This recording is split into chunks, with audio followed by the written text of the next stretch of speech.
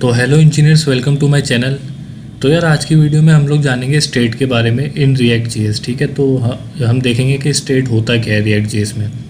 और उससे पहले मैं आपसे ना कुछ बात करना चाहता हूँ, उसके बाद मैं आपको प्रैक्टिकली करके समझाऊंगा और ये भी समझाऊंगा कि हमको स्टेट की ज़रूरत क्यों पड़ती है रिएक्ट जेएस में।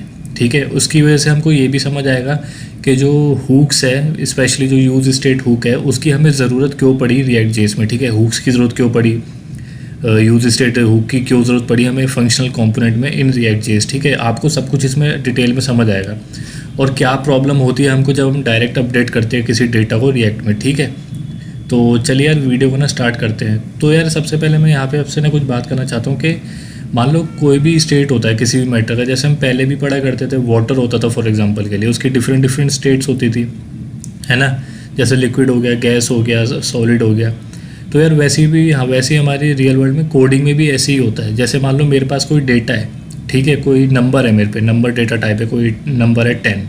ठीक है, अब मुझे उसे ना अपडेट करना है, मुझे उसे अपडेट करके 20 करना है। ठीक है, या फिर मेरे पास कोई स्ट्रिंग है, कोई नेम है, मैं उसे चेंज करके कोई दूसरा नेम करना चाहता हूँ, तो उसको जो अपडेट करते हैं ना, तो उसी को हम कहते हैं स्टेट, मतलब कि स्टेट चेंज कर देना। ठीक है, डेटा को अपडेट कर देना।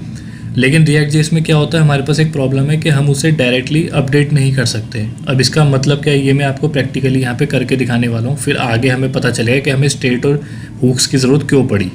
ठीक है, तो चलिए मैं यहाँ पे स्टार्ट करता हूँ और आपको ना करके दिखाता हूँ ये सारी चीज़ें। तो हम वही स्टार्टिंग से कॉम्पोनेंट बनाएंगे, फंक्शनल कॉम्पोनेंट, ताकि आपको हैबिट हो जाए अच्छे से। तो चलिए मैं कॉम्पोनेंट बना लेता हूँ, यहाँ पे फंक्शन कॉम्पोनेंट बना लेता हूँ मैं। मेरा ऐप कंपोनेंट है ये, ठीक है। और यहाँ पे मैं ऐसे एक्सपोर्ट कर दूँगा डिफ़ॉल्ट, ठीक है ना। और ये कुछ रिटर्न करेगा मुझे, तो मुझे रिटर्न करेगा। मैं यहाँ पे इसको एक डिव दे देता हूँ और डिव के अंदर h1, और अभी के लिए यहाँ पे लिख देता हूँ मैं रिएक्ट ट्यूटोरियल। ठीक है, इसे सेव कर लेता हूँ मैं और यहाँ पे जाके इसको रिफ़्रेश कर देता हूँ मैं एक बार। तो यहाँ पे मुझे रिएक्ट ट्यूटोरियल मिल गया है। अब यार यहाँ पे मान लो मैं ना क्या करता हूँ, मैं यहाँ पे एक वेरिएबल ले लेता हूँ, ठीक है, वेर नेम। मैं नेम ले लेता हूँ, नेम इज़ इक्वल टू, मान लो मैं दे देता हूँ जॉन। ठीक है ना, ध्यान से सुनना, आपको फिर समझ आएगा कि हमें स्टेट की ज़रूरत क्यों पड़ती है और हमें प्रॉब्लम क्या है, कि हम क्या प्रॉब्लम फेस कर रहे हैं यहाँ पे। ठीक है, डेटा अपडेट में। और मैं इसे सेव करता हूँ और मैं इसे क्या करता हूँ, अपने JSX में, इसे मैं अपने JSX में रेंडर कराना चाहता हूँ। तो हमें क्या करना पड़ेगा, जावास्क्रिप्ट को JSX में लिखने के लिए कर्ली ब्रेसेस देना पड़ेगा। ठीक है, कर्ली ब्रेसेस देता हूँ, यहाँ पे मैं लिख देता हूँ नेम। ठीक है, और मैं सेव कर देता हूँ। देखो अब जब मैंने सेव करा तो यहाँ पर आपको दिख रहा है जॉन आ गया। ठीक है, तो यहाँ तक तो चलो ठीक है। अब मान लो मैं यहाँ पर क्या करता हूँ, मैं यहाँ पर एक बटन बना देता हूँ। ठीक है ना, मैंने एक बटन बना दिया यहाँ पे और इस पे लिख दिया क्लिक। ठीक है, ये हमारा बटन यहाँ पे आ जाएगा। ठीक है, ये हमारा बटन आ गया, आपको दिख रहा होगा बटन आ गया हमारा। अब मान लो मैं पता क्या चाहता हूँ, ये जो नेम है ना जॉन, मैं इसको चेंज करना चाहता हूँ नितिन से। मैं चाहता हूँ यहाँ पे लिखा जाए, मैं इसको थोड़ा मीनिंगफुल बना देता हूँ आपके लिए, रुको ज़रा ताकि और अच्छा रहे। माई नेम इज़, ऐसे करके माई नेम इज़ जॉन। मैं चाहता हूँ यहाँ पे आ जाए माई नेम इज़, ये जॉन की जगह आ जाए नितिन। ठीक है, और मैं चाहता हूँ जब मैं इस बटन पे क्लिक करूँ ना, तो ये डेटा जो है ना, मेरा जो नेम है ये अपडेट हो जाए और ये नितिन बन जाए अपडेट होके। तो मैं इसे डायरेक्टली अपडेट करने के लिए देखता हूँ कि मैं कर पाता हूँ कि नहीं। तो मेरे को इतना पता लग गया, मुझे इस पर क्लिक करना पड़ेगा। तो मैं इस बटन पर जब क्लिक करूँगा तो मुझे यहाँ पर ऑन क्लिक फंक्शन लगेगा। आगे चल के हम इवेंट हैंडल्स के बारे में और डिटेल में पढ़ेंगे, बट अभी जो मैं समझा रहा हूँ वो समझना, अपडेट कैसे करते हैं। तो यहाँ पे मैं लगाऊंगा ऑन क्लिक इवेंट इस बटन पे। ठीक है, ऑन क्लिक लगाता हूँ। यहाँ पे मैं एक फंक्शन कॉल कर लेता हूँ चेंज, मैं यहाँ पे एक फंक्शन कॉल कर लेता हूँ चेंज नेम के नाम से। ठीक है, मैंने एक फंक्शन कॉल कर लिया चेंज नेम। अब मैंने कॉल करा तो मुझे इस फंक्शन को डिफाइन भी करना पड़ेगा। ठीक है ना, देखो वो मुझे कैबिलाइज नॉट डिफाइन। तो चलिए मैं इस फंक्शन को ना यहाँ पे डिफाइन कर लेता हूँ। ठीक है, तो लिख देता हूँ फंक्शन चेंज नेम, और यहाँ पे मैं क्या करता हूँ, मेरा जो नेम है ना, मैं उसे अपडेट करने की कोशिश करता हूँ। मैं यहाँ पे इस नेम को कर देता हूँ नितिन। ठीक है, मैंने इसे नितिन कर दिया। मैंने इसे अभी से डिफाइन कर दिया तो एरर भी हट गया, ठीक है ना, एरर भी हट गया अभी के लिए।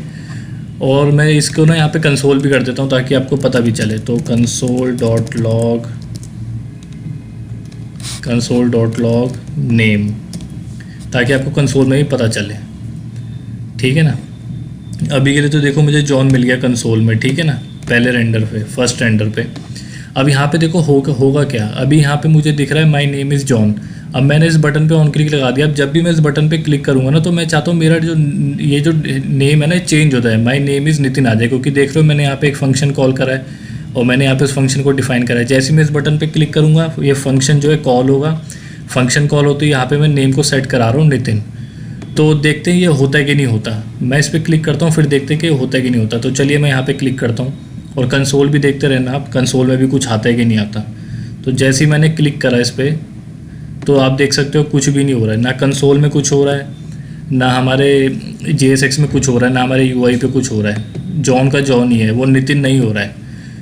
तो मैं यही प्रॉब्लम आपसे डिस्कस करना चाहता था। यहाँ पे देखा आपने, हम डायरेक्टली अपने डेटा को अपडेट नहीं कर पा रहे हैं। यहाँ पे हम अपने डेटा को डायरेक्टली अपडेट नहीं कर पा रहे हैं। मुझे जॉन था, जॉन ही मिल रहा है, ठीक है ना। तो ये एक प्रॉब्लम होती है। इसी के लिए हमें ना यहाँ पे हुक्स की ज़रूरत पड़ती है। हुक्स के थ्रू हम स्टेट्स को यूज़ कर सकते हैं, जैसे कि यूज़ स्टेट हुक को, उसके थ्रू हम इस प्रॉब्लम को सॉल्व करते हैं, हम डेटा को अपडेट कर पाते हैं। तो आई होप ये आपको समझ में आया होगा कि हमें क्यों ज़रूरत पड़ती है। इसी पे क्वेश्चन भी बन सकता है कि क्या हम डायरेक्टली डेटा को अपडेट कर सकते हैं React.js। तो इसका आंसर होता है नहीं। या फिर आप कह सकते हो इंटरव्यू क्वेश्चन में कि यार आपसे पूछा जा सकता है कि हमें स्टेट की ज़रूरत क्यों पड़ती है। स्टेट की ज़रूरत हमें इसलिए पड़ती है हम डेटा को डायरेक्टली अपडेट नहीं कर सकते। या फिर यूज़ स्टेट हुक का हमें ज़रूरत क्यों पड़ी फंक्शनल कंपोनेंट में, ठीक है ना, हुक्स की ज़रूरत हमें क्यों पड़ी फंक्शनल कंपोनेंट में। तो इसका आंसर ये होता है कि हम डायरेक्टली डेटा को कभी अपडेट नहीं कर सकते, ठीक है। ऐसे आप नंबर के केस में भी देखोगे तो उसमें भी यही है, हम डेटा को डायरेक्टली अपडेट नहीं कर सकते। तो इसी वजह से हमें हुक्स की ज़रूरत पड़ी, स्टेट की ज़रूरत पड़ी, ताकि हम अपने डेटा को अपडेट कर पाएँ, ठीक है ना। तो यार मैं इस वीडियो में यही आपको समझाना चाहता था। अब नेक्स्ट वीडियो से हमारा जो है हुक्स के ऊपर स्टार्ट हो जाएगा, यूज स्टेट के ऊपर। उसमें मैं आपको सब कुछ समझाऊंगा, रियल वर्ल्ड सिनेरियो समझाऊंगा। जब आप कंपनी में काम करते हो तो कैसे कैसे फेस करना पड़ता है, क्या क्या चीज़ें होती है, ठीक है ना। तो वो सारी चीज़ें भी हम देखेंगे। तो आई होप आपको वीडियो अच्छी लगी होगी और समझ में आया होगा अच्छे से स्टेट के बारे में। तो यार वीडियो को लाइक और शेयर कर देना और चैनल को सब्सक्राइब कर देना, ठीक है ना। फिर मिलते हैं नेक्स्ट वीडियो में, तब तक के लिए बाय बाय।